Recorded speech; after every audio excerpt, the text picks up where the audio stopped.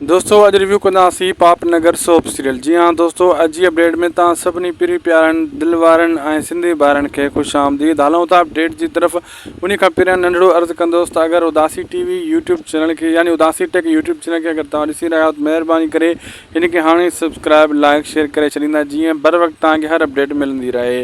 हलूं था अपडेट जी तरफ़, तव्हांजो घणो टाइम वेस्ट कान कंदासीं।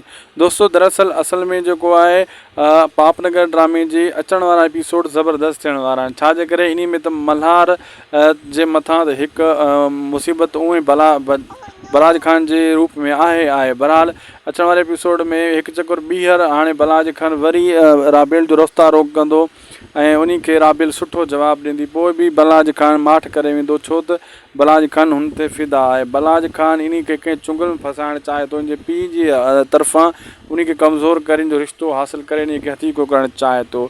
उन खां पहिरियां मंठार बग़ावत कंदो ऐं मंठार ई इन जो पाप नगर जी यानी बलाज ख़ान जी जेकी नगरी आहे पाप जी, इन खे बाहि ॾींदो। इहो मंठार बग़ावत करे करे ऐं इन्हनि सां ई मिली वेंदो रोशन वारनि सां।